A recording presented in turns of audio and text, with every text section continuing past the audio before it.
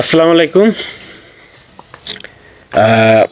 অসংখ্য ধন্যবাদ আমাদের বাংলাদেশ যে সিভিল ডিফেন্স ফায়ার সার্ভিস, জীবিত হোক আর মৃত হোক, তারা উদ্ধার কার্যক্রম পরিচালনা করে তারা তাকে উদ্ধার করছে।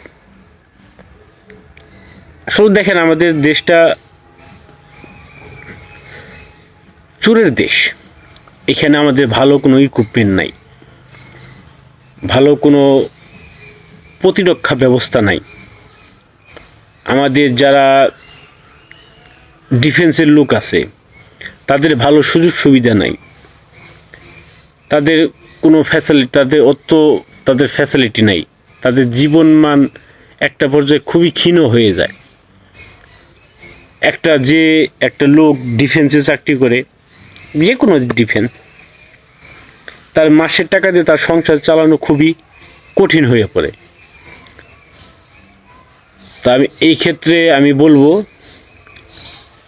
যে এরপরও আমাদের ফায়ার সার্ভিসেরা এই যে আধুনিক সরঞ্জাম না থাকা সত্ত্বেও যেভাবে তারা অগ্নিকাণ্ডে এইসব অনাকাঙ্ক্ষিত দুর্ঘটনায় ঝাঁপায় পড়ে এবং উদ্ধার কাজ পরিচালনা করে, এই জন্য তারা অবশ্যই প্রশংসা পাওয়ার যোগ্য।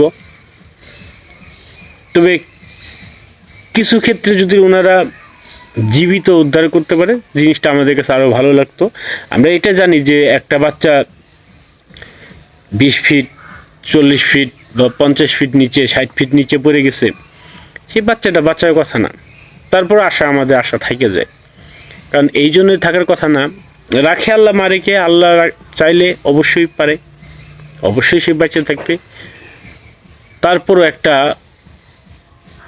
আমরা বড় মানুষ সাধারণত একটা জায়গায় যদি, একটা উন্মুক্ত জায়গায় যদি, একটা অপরিচিত জায়গায় যদি ধপাস করে আমাদের ছেড়ে দেয়, আমরা দম বন্ধকর পরিবেশ সৃষ্টি হবে এবং কি আমরা সেখানে দম বন্ধ হয়ে একরকম মারা যাব।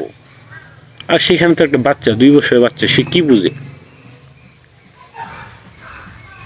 তো ফায়ার সার্ভিসদের অসংখ্য ধন্যবাদ। আর যারা এই ধরনের গভীর নলকূপ খুঁড়বেন, আমি একটা কথা বারবার বলতে যাচ্ছি, সেটা হলো, যদি গ্রাম পর্যায়ে হয়, ইউনিয়ন পরিষদ আন্ডারে, স্থানীয় সরকারের আন্ডারে আপনারা অনুমতি নিয়ে সেটা খনন করবেন এবং পরিত্যক্ত ঘোষণা করার পর তার অনুমতি নিয়ে আপনারা পরিত্যক্ত ঘোষণা করবেন এবং তার অনুমতি সাপেক্ষে পরিত্যক্ত ঘোষণা করবেন।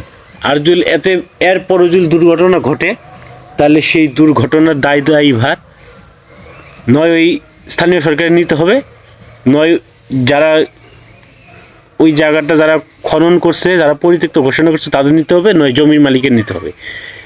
এর কোনো বিকল্প নাই। এর থেকে আপনারা, এর দায়ভার থেকে আপনারা বের হইতে পারবেন না। তা আশা করি সবাই ভালো থাকবেন, সুস্থ থাকবেন। আসসালামু আলাইকুম।